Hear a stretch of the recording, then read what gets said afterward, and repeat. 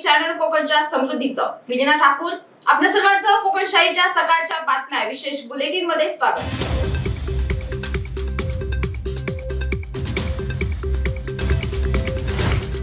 तारकर्ली समुद्रात भारतीय नौदलाच्या चित्तथरारक कवायतींचा थरार अनुभवण्यासाठी हजारोंचा जनसमुदाय गुरुवारी तारकर्ली किनारपट्टीवर एकवटला होता। यावेळी रत्नागिरी, सिंधुदुर्ग आणि गोवा येथील सुमारे 900 एनसीसी विद्यार्थ्यांनी हा कार्यक्रम प्रत्यक्ष अनुभवला।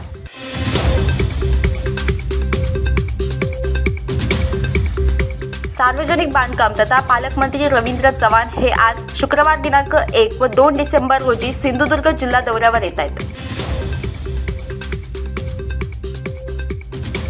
राज्यात गेल्या आठवड्यापासून सुरू असलेले अवकाळी पावसाचे संकट अजूनही कायम आहे। राज्यात 1 आणि 2 डिसेंबर रोजी पावसाचा अंदाज व्यक्त करण्यात आलाय। पुढील 24 तासात महाराष्ट्रात पावसाची शक्यता पुणे हवामान विभागाने व्यक्त केली आहे।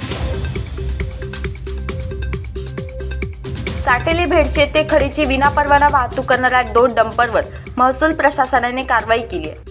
जप्त केलेल्या दोन्ही डंपर मालकास एकूण 3,27,000 रुपयांचा दंड ठोठावण्यात आलाय।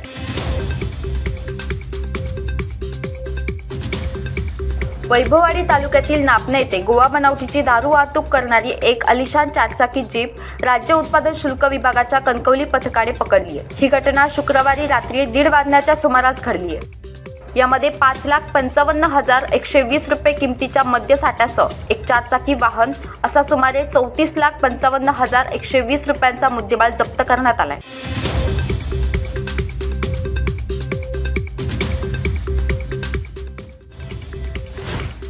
याबरोबरच कोकणशाहीच्या सकाळच्या बातम्यांमध्ये इथेच थांबतोय, पण तुम्ही मात्र दिवसभराचे अपडेट्स आणि ताज्या घडामोडी जाणून घेण्यासाठी कोकणशाहीचं YouTube चॅनल सबस्क्राइब करा, फेसबुक पेज लाईक करा आणि इंस्टाग्राम पेजला फॉलो करायला विसरू नका।